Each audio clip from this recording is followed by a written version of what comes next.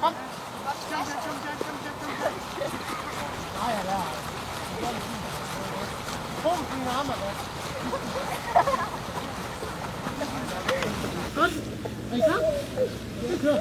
Hvad gør vi her? Hvor er det, Henrik? Henrik? Ja, det er rigtigt. Hvad gør vi herhen? Der vender jeg om og sprinter.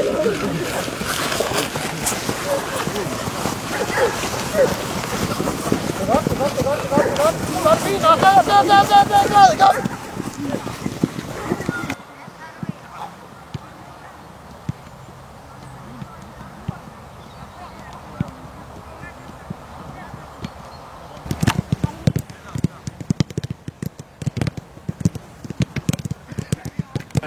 Bare nogle ganske afleveringer. Du afleverer op og bytter med Christian. Ja, så er det bare noget. Der er lidt småløb.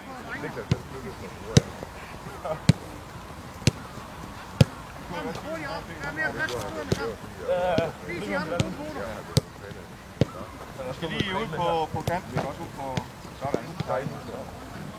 Det kan man mærke, man er i live.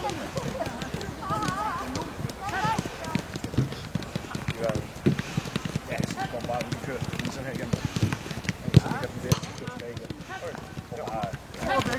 Ja, det er også ned på ryggen.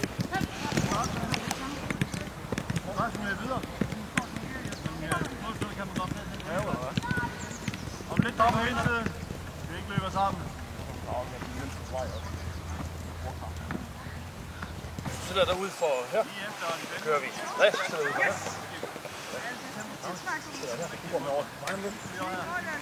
Vi kører sidevendt knæløb, hvor vi bare kører fødderne igennem sådan der. Og så afleverer vi tilbage med højre fod herovre. Der, ikke? Det var bare første gang. Ja, så spiller vi tilbage med venstre, ikke? Der.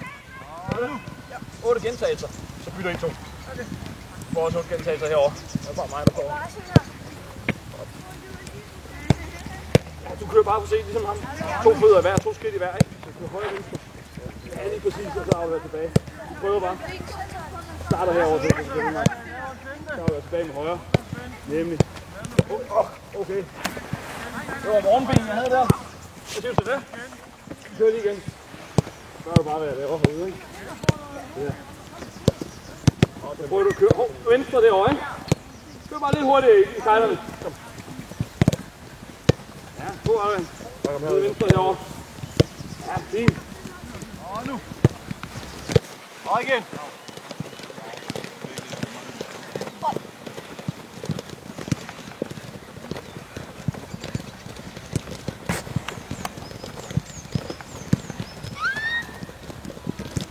Og igen. Og en lille tempo til. Stopper lidt. Nu holder bare lidt op. Jeg var selv en af de, så ikke bare afleverer. Jeg tror, det kan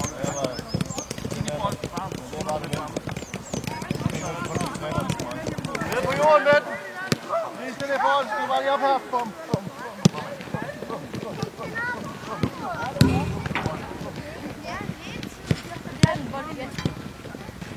Ja, det er ikke noget, der teknik, der går.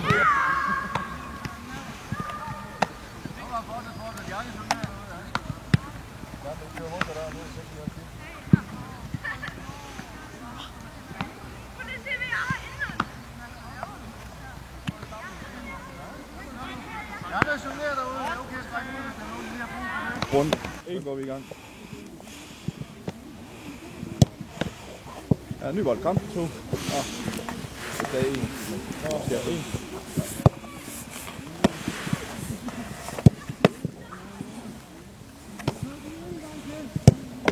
To.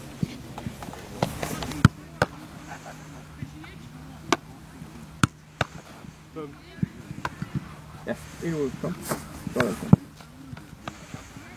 Yes, vi fortsætter. Kom. Sidste runde.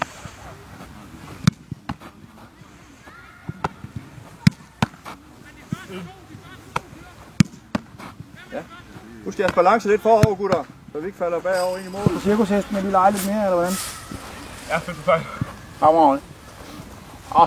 Så sætter I bare mål til at hente bolde, det var frækt. Ja, det låner af den der. Nå, skal I høre, drenge? Vi har lavet lidt om i programmet. Det er jo frafald med en enkelt, så vi kører lidt hurtigere tempo på i planlagt gang. Kom bare herned. Til at starte med, så arbejder I et ben ude og et ben inde i stigen, så hurtigt I kan op langs. Sørg for at få armene med, og hvis man kan, må man meget gerne kigge fremad, så man undgår at kigge ned og så kigge op. Så hvis man kan, må man gerne kigge fremad. Vi kører på hver sin side af stigen samtidig. Når I kommer op til midten, så starter vi stille og roligt med at få kontrol over vores bevægelser, hvor vi flytter dem sidelæns ud, sidelæns ind, og så kommer der en afslutning fra mig i handsker heroverfra, og fra Mogens i modsatte side. Når man har kørt en tur, bakker man tilbage og skifter side. Vi kører et sted mellem 6-8 gentagelser. Sådan der, cirka op til midten, trækker ud. Der, så kommer ind. Glemmer det. Og så bakker vi bare, så vi vender os til at arbejde baglæns. Så kommer næste op imod Christian, ja, lige præcis, vi kører. Flytter ud, og kommer ind. Glemmer det. Bare 6-8 gentagelser. Og kør. Og kom ind. Glemmer det.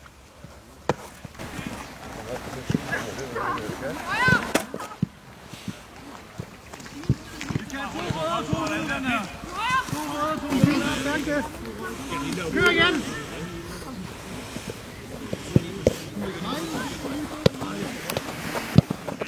Og så skruer du.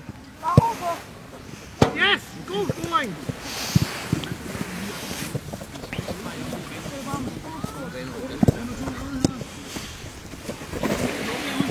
Pas på dig selv, pas på de andre! Du spiller den tilbage til Rusland! Risiko, vil du have den på? 3 andre. Prøv at holde dig på fødderne. Ja. Og lad bolden være. Okay. Kom venstre! Kom igen. Næste kører, hvor hånden kører. Ja!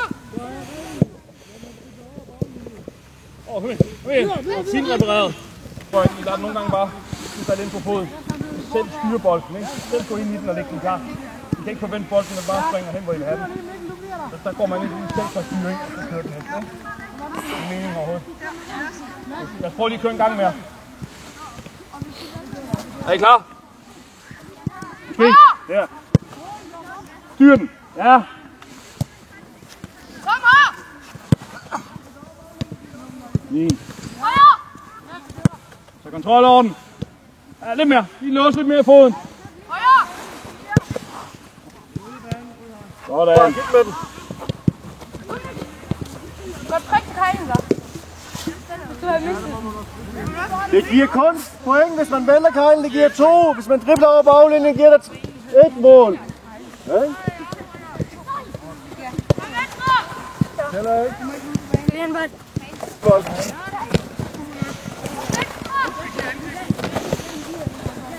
Hold løberen her. Bare hold i gang. Bare hold i gang hele tiden. Så finder ham. Det står i hver vores side, så kan han ikke nå. Er det også? Ja. Åh! Det var så meget ikke. Kom igen. Er det også? Ja. Det var med løvende. Nej, du kører en mod en. Nej, det sker så ikke. Finder vores sæt, så vil der komme en bold lidt hårdere herover imod. Så det handler ikke om at komme for langt over, for så bliver jeg snydt. Den vej, det handler ikke om at stå for langt væk, så når jeg den overhovedet ikke. Så jeg skal ind og finde en position i forhold til, hvor Mogens er. Sæt, og så skal jeg ud og bryde den her. Når jeg har fat i bold, så skal jeg nu have en igangsætning med nu til mig. Nu er det ikke bare tilfældigt, at de kaster den ud. Nu står jeg et eller andet sted heroppe, og så skal vi sørge for, at jeg er opmærksom på, at I ser den. Hvorfor den?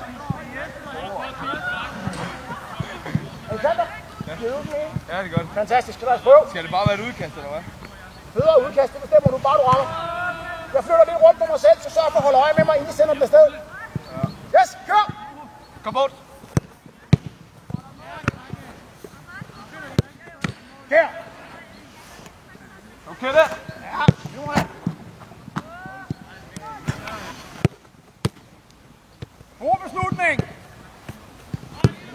Sådan, op på fødderne, kom! Det må det, Katte! Ja, husk lige navnet, Katte!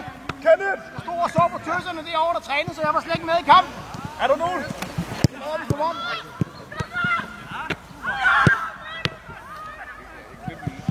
Katte! Nok over! Bare det sådan her. Hvis ikke du føler så tryg i dem, så kører vi noget andet. Det er lidt det, jeg synes i hvert fald. Der er det bare bedre. Det er dig, der kender dem lidt bedre end mig. Det vigtigste er bare, at I føler jer trygge i det.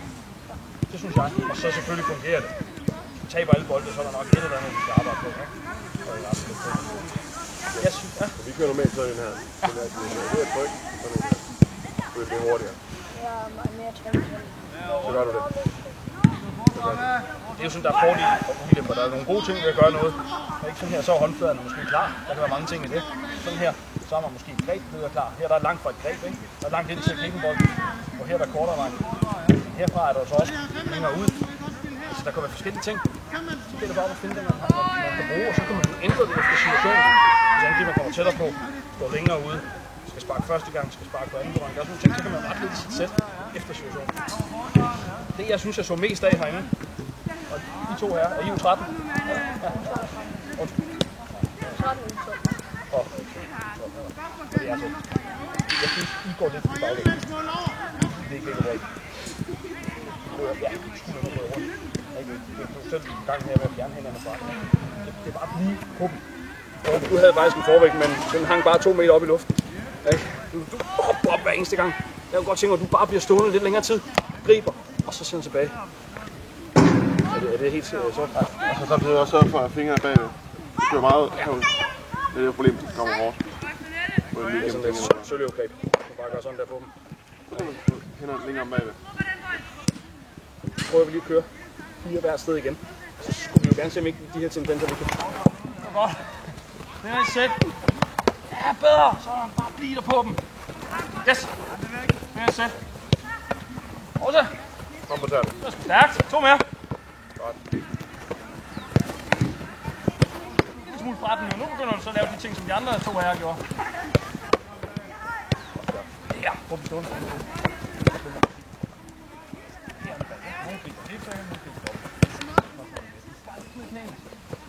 Sådan, så prøv at se en mere, hvor den kommer sådan der. Så kører vi igen. Det er det eneste, du skal rette. Du skal bare blive ned i knæene på den. Ja, okay. Det er dårligt spark af mig. Du gjorde sgu fint. Overvis Rasmus, hvordan du kan gøre det nu. Lige frem. Yes. Det er ret, det kajler der. Skuldrene er herinde. Skuldrene er herinde bag knæene. Kan du ikke undgå, også når du sparker hårdt. Du har det bagvæk. Hvis du ned og reagerer hernede, så har en skulder der. Så stiger alt den væk hernede. Men jeg prøver at se, om du kommer for meget på siden. Det er meget mere det der. Så bliver der hurtigt bagvæk. Du kommer ud i siden, så du kommer op i tørren til møden her. Det er svært at stå heromme og gøre at komme frem. Det er svært at stå her og komme tilbage. Så du står her, så kommer du ud på møden. God justering. Det smager til dumt ud for alle billeder, der bliver taget. Jeg ved ikke hvordan. Ja, det er det.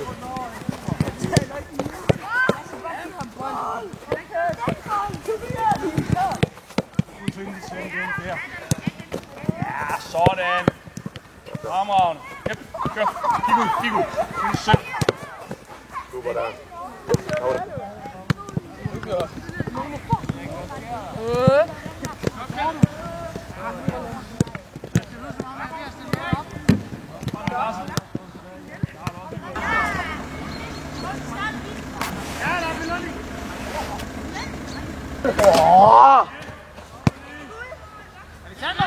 Følte du det, at du var i dit sæt? Hvad? Følte du det, at du var klar til den afslutning, der kom fra Zlatan? Nej, fordi jeg skulle føle lidt, at jeg var på det forkerte ben. Så har du måske allerede der hjulpet dig selv nok til, at du husker næste gang. Skal du sørge for at være klar og på benene? Ja, og så kommer jeg alt for meget på midten i forhold til, at jeg står så skævt. Godt observeret. Op! Godt kætte, godt hold. Nok op. Kom op, kom.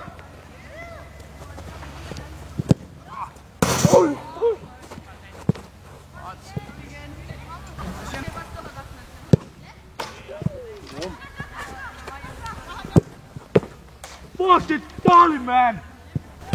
Ja. Kom videre, kom. Ja, det er godt arbejde, Kjelle. Bare kom videre, kom. Nej! Kan du se, hvad jeg mener? Fucking træls. Hvorfor er jeg så fucking... Fuck, nu kommer jeg... Videre, kom.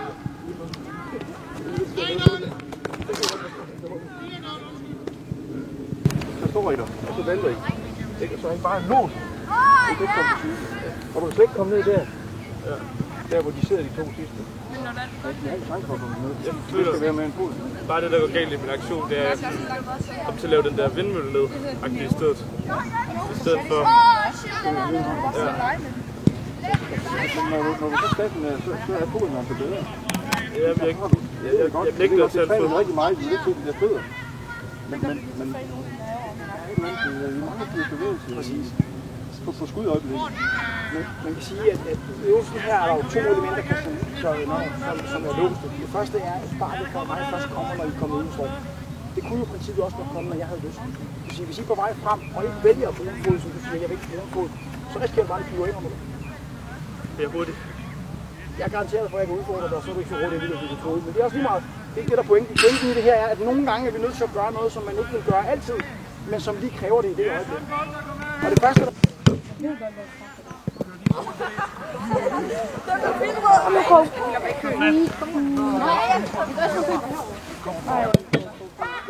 Kom igen, og så om den. Ja, der er udsiden med den, super.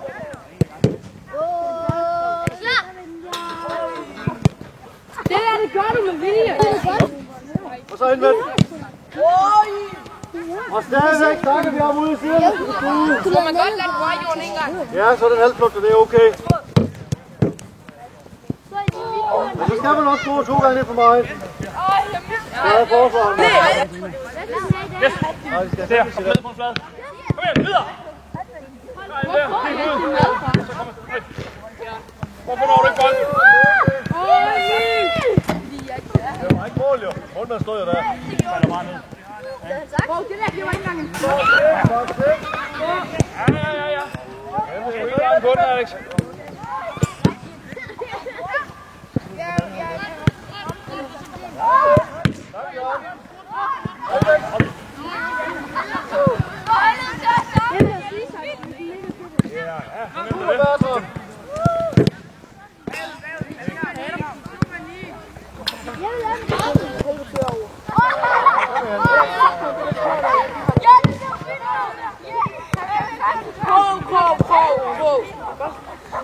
Oh my god!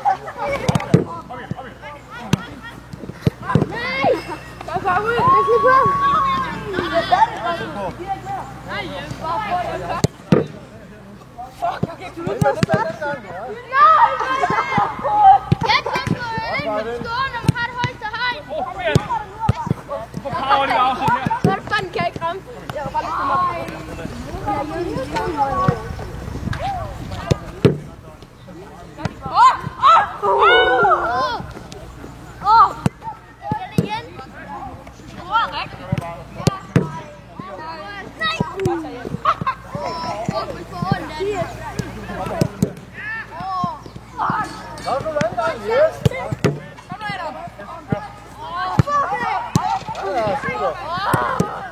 Langsomt.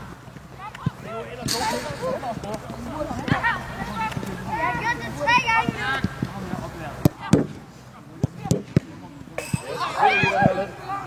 Så jeg er i flest højre ben, eller hvad? Ja. Nej, jeg er venstre. Alle venstre. Nu når I lige er derovre også. Så skal I venstre nu. Godt. Hvor er vi været på den? Ja, når du valgte, skulle du afsæt. Det var det der, ikke? Kunne du bare tage højre? Sammen med ballon, så vi har dem igen. Så kører vi de sidste 4 til hver. Igen det samme, den kommer op i luften. Det er ved med at komme ind igen. En ny bold sparkes her. Nummer 5 i træk. Her. Yes, det er bare baglinjen hårdt. Så kommer man modsat. Gør man det lige efter? Så kommer man modsat lige direkte bagefter. Arbejder herfra. Arbejder sideværs over. Lidt længere frem i banen. Ned her. Bold med retur. Hele vejen. Hold fokus. Der. Og 5 igen. Så er en af dem stå herovre til der. Nej, det gemmer I. Ja, du ved, de bolden ligger. Ja, dem ud til dig, der kommer. Ej, det er slemt. Er det ikke det der type? Vi tager vores skridt, så når vi ikke langt ud. Go! Der, kom! Glemmer det. Videre, kom. Kør igen, kom. Go! Glemmer det. 2 hænder på, kom. Kør, kig frem, go! Sådan, tag den med over, tag den med over. Go! Glemmer det, tag den med over, kom.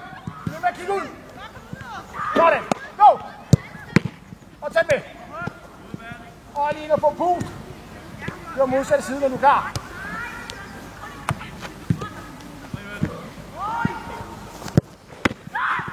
Nej, tag den med.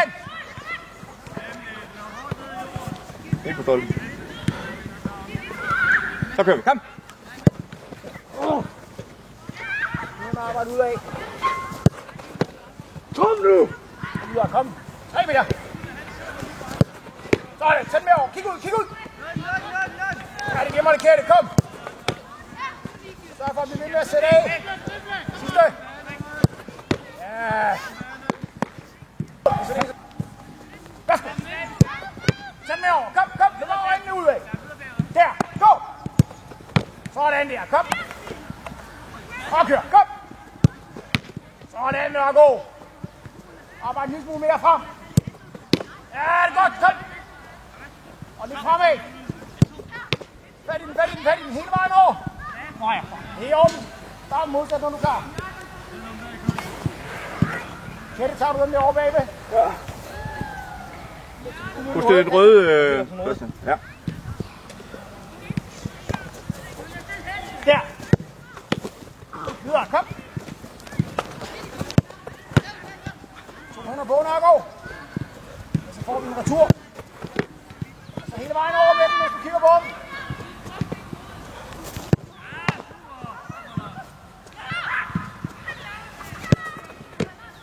Det kan godt passe, Kaj, den stå her, eller hvad? Kom af! Ja, og så afsted over med den. Kom! Kom af, Alexander! Kig på Kenneth! Kig på Kenneth! Kig på ham! Gå! Videre! Hvor mange fingre har jeg her? 5! Ja! Videre, kom videre! 2 hænder på, kom! Kom nu! Sådan, og så sidste, kom! Over afsted, så er du klar. Tak, Kenneth. Lad damp på. Kig på mig. Vi kan lide det. Kom af. Over, kom. Kig på mig. Kig, kig, kig! Ikke en baglinje. Ah, det er min. Hvem skal vi Der er vente? en ekstra bagefter. Kommer, jeg får... Prøv lige vent lidt. Jeg kan blive stolpen. Ja. Ja, kom, vi kører igen. Kom, kig på mig. Kig på mig!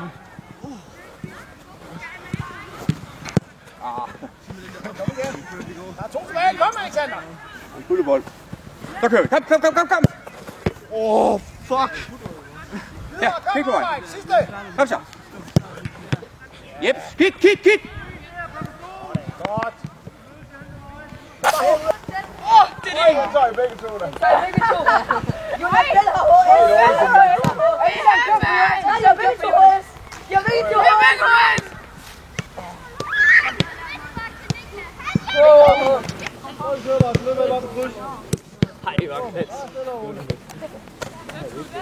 Hej, nu på kryds. Ja.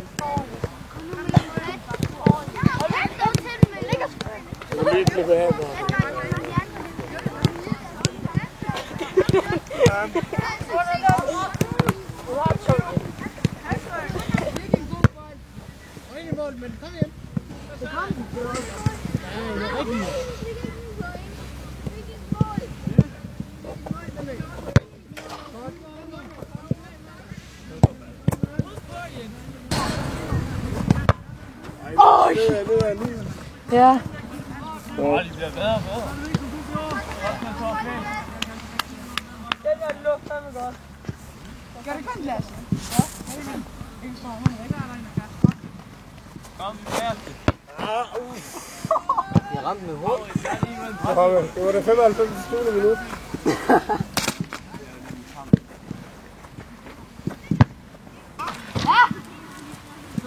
Kom med.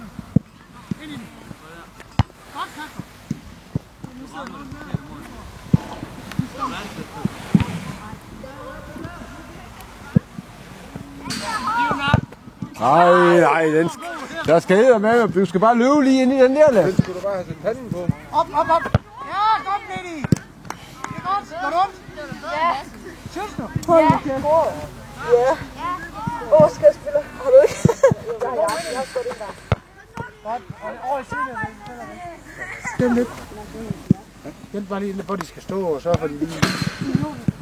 Hold, hvor hård den der. Der får jo jeg i stedet.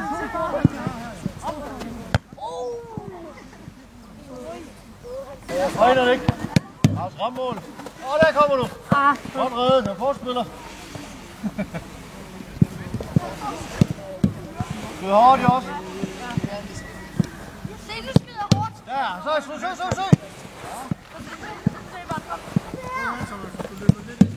Nu ryger der langt nok. Ja, har du Det er søgt. helt fint. Okay. Få den ned her. Ud i siderne. Så gro lidt.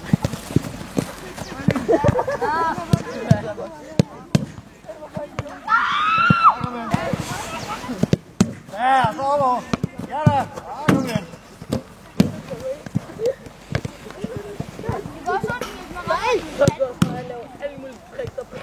Mærk, Glenn. Meget svært.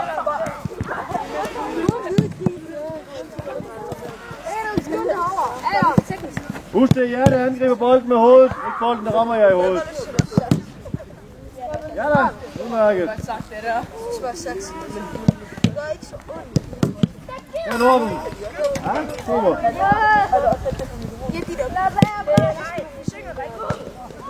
Godt drejet rundt. Kom her, Emil.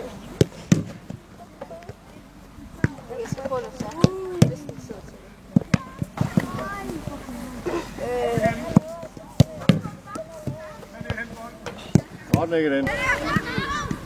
Kom med, tænk på det bliver hyldet, så skal du gøre det godt. Kom mød det. Ja. Så skridt mere frem der, og så kan du også få endnu mere fart på den. Godt samlet op. Det er ud mod ham, kom. Ja.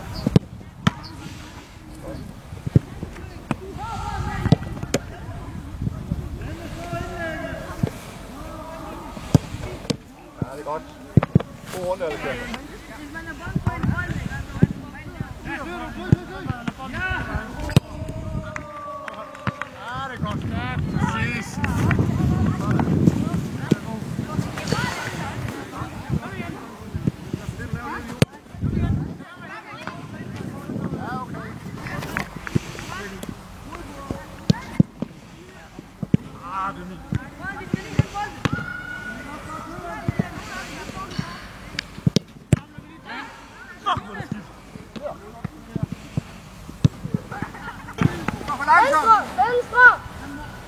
Venstre, stop!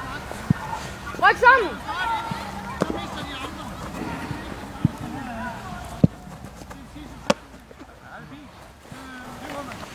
Mere.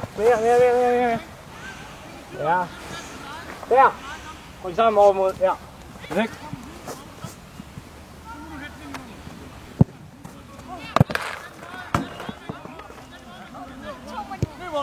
Kom venstre, kom for lov! Kom venstre, kom! Kom Christian, kom! Stop lidt! Lyk sammen, bror! Lyk sammen nu, kom nu! Ja, det er fint.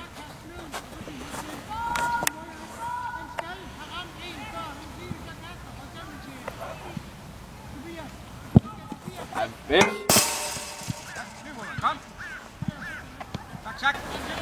Nej, smash, det lyder. Stille bydersyn og vend dig om, Christian. Så skal du med herhen. Den vej. Ja, kør. Kør. Kør mere. Lille skridt. Og så samler du hen mod Christian.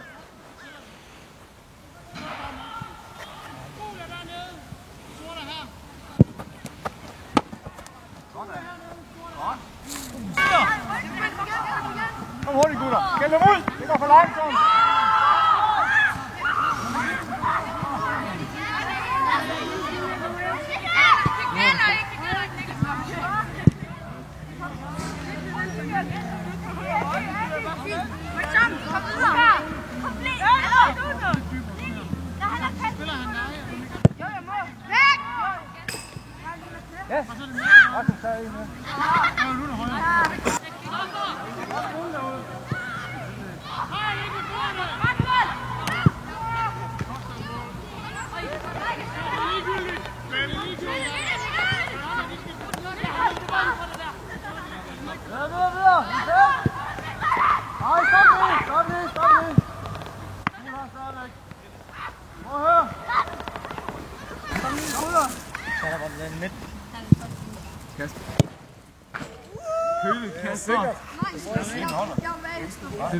Hvad skal du først, der brænder?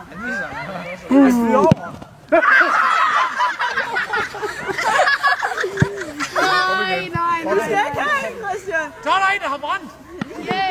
Det går en anden bid. Var du herovre? Nej, det gør vi heller ikke. Jo. Alle de andre, de kørte vejen. Spurt. Ja, hvad var det, du sagde? Er det din bil? Bare roligt, det er ikke pinligt.